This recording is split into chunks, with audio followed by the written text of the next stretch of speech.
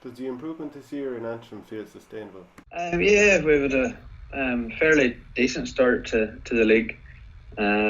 We beat Clare, and we maybe we didn't think we would have performed as well. And at the weekend we had Wexford, and it sort of felt maybe like a defeat. It maybe felt we could have got something out of the game, or we could have got the win.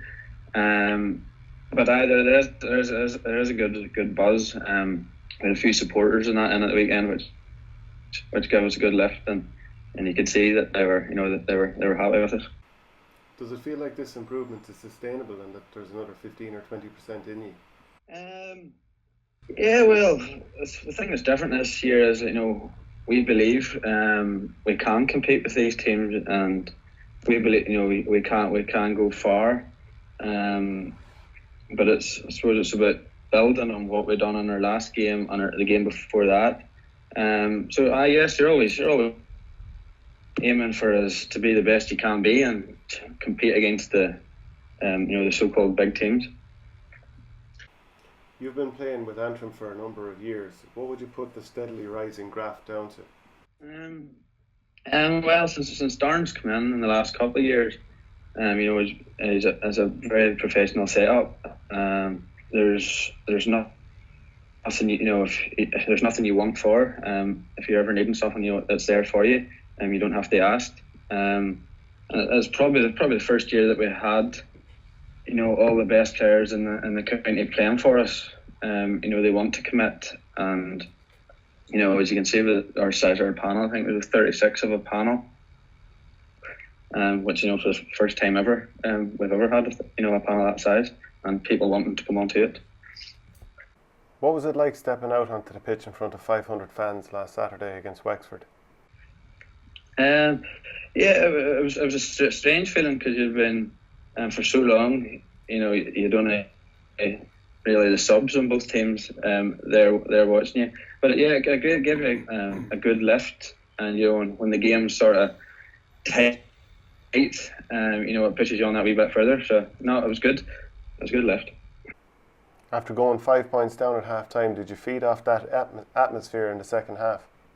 Yeah, that's it. I think we maybe hit 5 or 6 points on the bounce, and and the noise there, it probably felt like there was more than 500 there at it.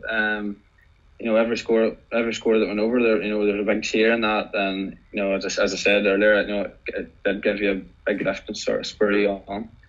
I think we were a point down and going into the last puck of the game, and the noise after Keelan Malloy put the score over was a good feeling.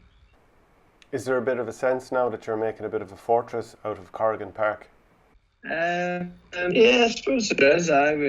We've played 2 home games there, and two decent performances, which is what you want. You want to make it hard for teams when they come to your home venue, and make it sticky for them. So yeah, if you can do well in your home games, you'll not be far away.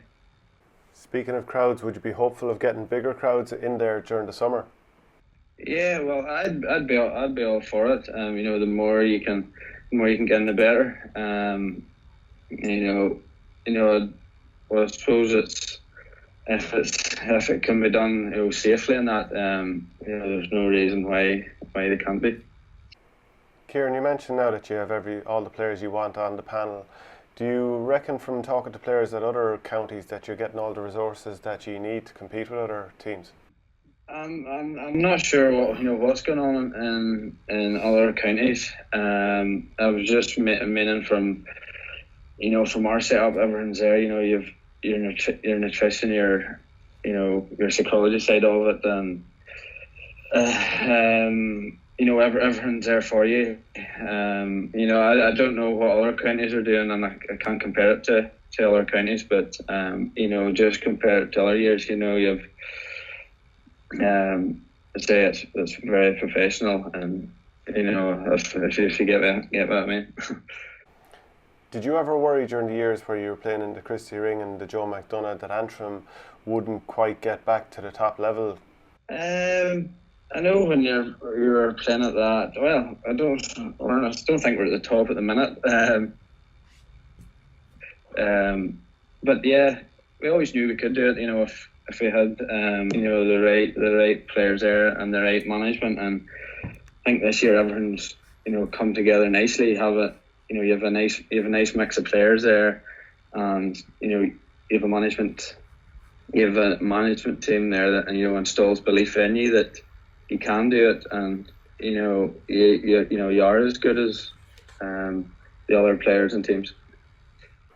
Will this be a successful season as is, or do you think you need to win a championship game to make it a successful season? Yeah, you always want more. I don't think one of the big things is just never to be happy with what you've done. Yes, you want to give a good account of yourself in championship. So you do, and your last league game as well. You want to win your last league game and finish as high up the league as you can. But yeah, no, I wouldn't take that as a successful season at the minute. You'd want to do well in championship.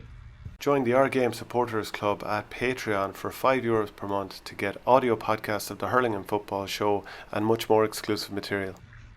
Ciarán, just one thing that seems to stand out the last few games is that you've kind of put yourselves in difficult positions where you're kind of chasing leads. I think you were 8 down against Kilkenny, a nice few down against Dublin, and the last game as well you had to come from behind against Wexford.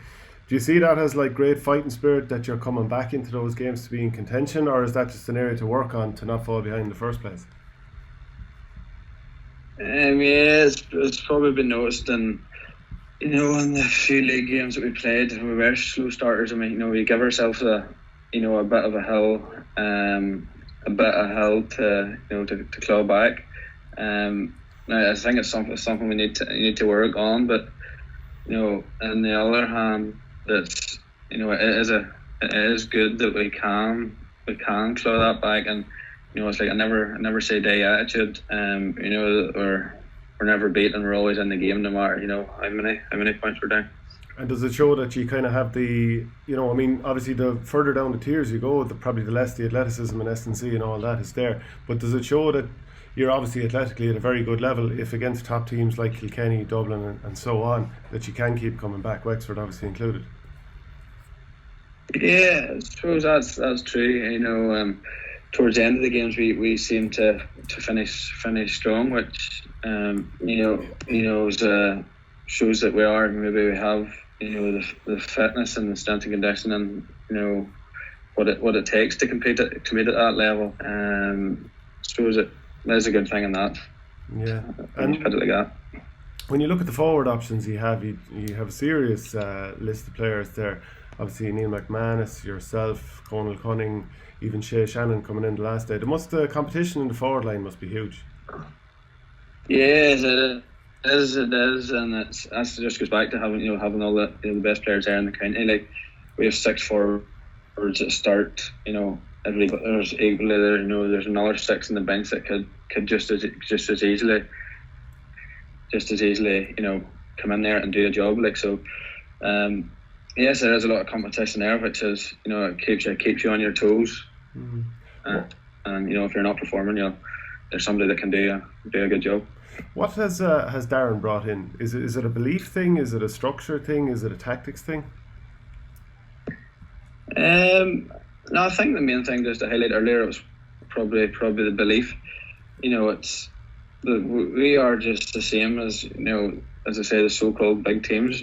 We just need to believe it, and and I think he's seen the belief there in our sort of league campaign that maybe we did start slow, and maybe we were waiting to see what these other teams could do. But then when we realised that we can compete and we can challenge, that's maybe when we started clawing back the lead. Yeah, the game against Dublin, you started pretty well if I remember correctly, and then I think Dublin might have got 12 of 13 scores to take over. Do you think like the free taking kind of went against you that day? Do you think you might have been even closer against them if it hadn't go like that?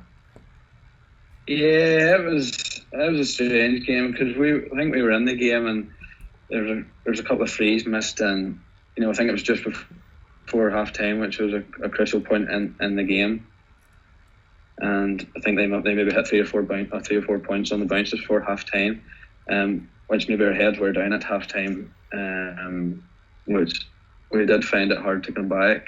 In that Dublin game, that was probably a game maybe we did perform as well as we maybe should have. But I don't know what that was down to. But I'd say we did hit a few wide, a few frees when went astray, and we found it hard to come back from. And just in terms of momentum and feel good factor, has it ever been like this before with the Antrim setup? Well, we had a good year before, but I suppose this year we've got a couple of results, which gives you sort of that feel good factor, and it leaves you wanting, and no, it's definitely as a good feeling in the camp. But as I say, you always want more and challenge yourself. Ciarán, I know you talked about playing at Corrigan Park there, but how important is it to have Cason Park up and running and have that home base? Yeah, you need somewhere. Whenever I was growing up, you were going to your big Antrim games and having the big crowd there, and for the younger generation, it plays a big part that they can see their county team and the other county teams coming there, and it gives them where the aspirations of where they want to be, and progressing up from underage up into senior. It gives them a pathway, but you need somewhere that you can permanently call home, and somewhere you can try and make it tough for teams coming up, and make teams not wanting to come to a Cason Park, because at the minute we're playing at Corrigan this year. There's a few years ago we played at Ballycastle, and we were at Cushendall. We didn't really have a home venue, or a place that we call home. So it's vitally important for that part as well. Did you ever play there, Ciarán? Yeah, one of the first year I came into senior, I think it was possibly the year it was shut. I think that's about 8-9 years ago maybe. So there's a few games there. Do you think it's closer to fruition now that you'll get to play there again? I hope so. I'm not really following it away lot, because there seems to be that many twists and turns. We're getting it, then we're not getting it, and it's hard to keep on track with it. But yeah, you'd like to hope you'll be back playing there. I suppose in the north you've been a little bit ahead of us, a few weeks ahead of us. Have you noticed any sort of a return to normality just in life away from the field?